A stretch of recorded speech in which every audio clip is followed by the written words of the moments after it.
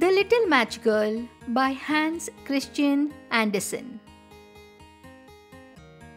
It was bitterly cold, snow was falling, and darkness was gathering, for it was the last evening of the old year. It was New Year's Eve. In the cold and gloom, a poor little girl walked bareheaded and barefoot through the streets. She had been wearing slippers, it is true, when she left home, but what good were they? They had been her mother's. So you can imagine how big they were. The little girl had lost them as she ran across the street to escape from two carriages that were being driven terribly fast. One slipper could not be found, and a boy had run off with the other, saying that it would come in very handy as a cradle someday when he had children of his own. So, the little girl walked about the streets on her naked feet, which were red and blue with cold. In her old apron, she carried a great many matches, and she had a packet of them in her hand as well. Nobody had bought any from her, and no one had given her a single penny all day.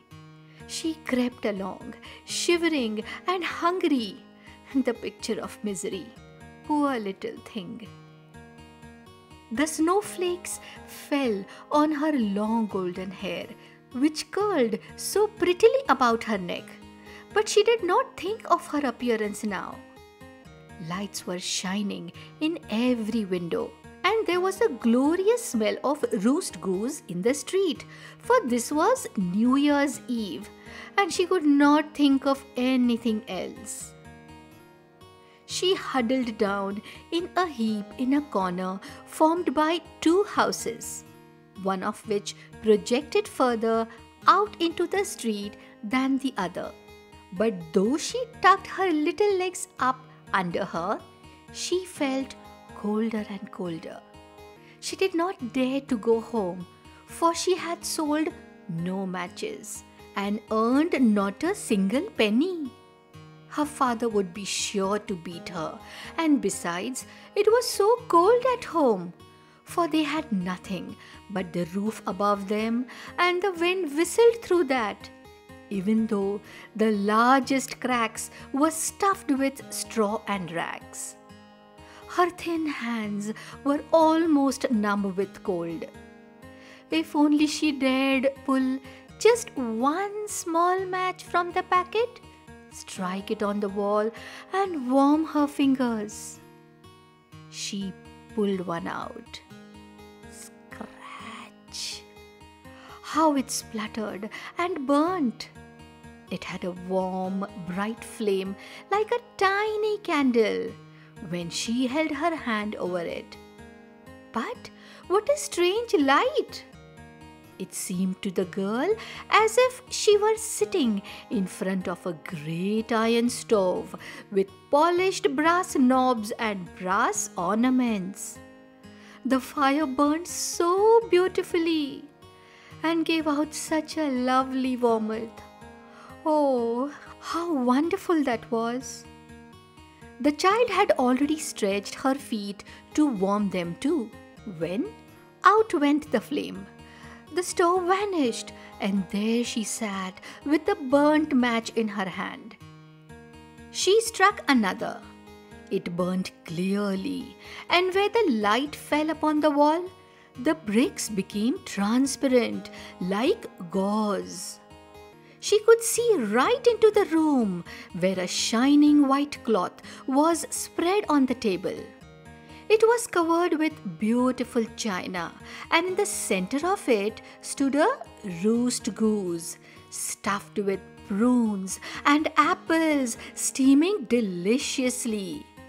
And what was even more wonderful was that the goose hopped down from the dish, waddled across the floor with carving knife and fork in its back, waddled straight up to the poor child.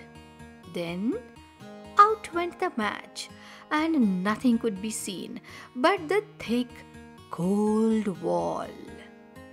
She struck another match, and suddenly she was sitting under the most beautiful Christmas tree. It was much larger and much lovelier than the one she had seen last year through the glass doors of the rich merchant's house. 1,000 candles lit up the green branches, and gaily colored balls like those in the shop windows looked down upon her. The little girl reached forward with both hands. Then out went the match. The many candles on the Christmas tree rose higher and higher through the air, and she saw that they had now turned into bright stars. One of them fell, streaking the sky with light. "Now someone is dying," said the girl, for her old grandmother, the only one who had ever been good to her, but who was now dead, had said, "Whenever a star falls, a soul goes up to God."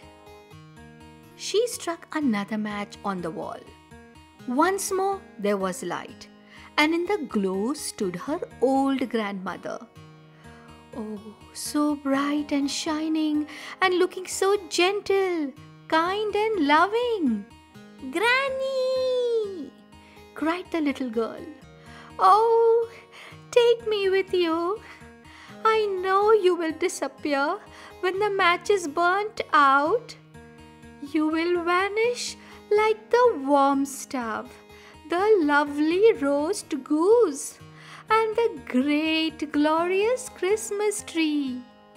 Then she quickly struck all the rest of the matches she had in the packet, for she did so want to keep her grandmother with her.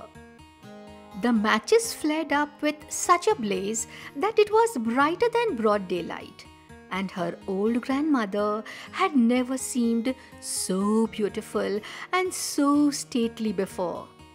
She took the little girl in her arms and flew with her high up.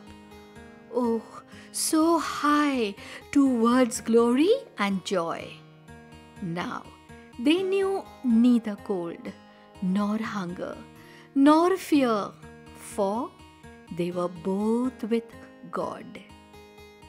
But in the cold dawn, in the corner formed by two houses, sat the little girl with rosy cheeks and smiling lips, dead, frozen to death, on the last evening of the old year. The dawn of the new year rose on the huddled figure of the girl. She was still holding the matches, and half a packet had been burnt. She was evidently trying to warm herself, people said, but no one knew what beautiful visions she had seen, and in what a blaze of glory she had entered with her dear old grandmother into the heavenly joy and gladness of a new year.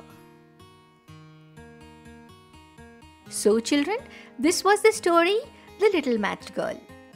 This story showcases our present society. It's ironical.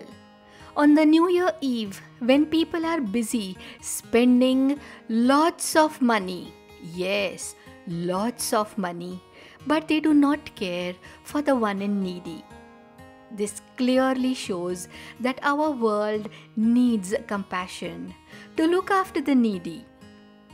The little girl who is selling matchsticks on a cold evening, in fact, snowy evening, and she was barefoot, barehead. She had huddled herself into a heap to save herself from cold, but still no one cared for her. And of course, lately, her grandmother relieves her from this world of indifference, from this world of heartlessness. And now for the keywords and phrases.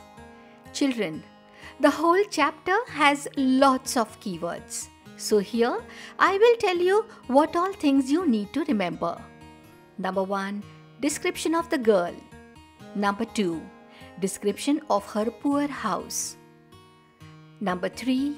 The first vision which fulfilled her desire for warmth, that is the iron stuffs with brass knobs. Description of the second vision which fulfilled the desire of hunger, the goose which came waddling up to her. The third vision, the Christmas tree, which tells us her longing for celebration, the New Year Eve. The last vision, her grandmother. Yes, everything regarding the grandmother you should know. So, for this, listen to the story again and again and again so that you remember these descriptions like the lyrics of a song. So, happy listening and all the best. Bye-bye.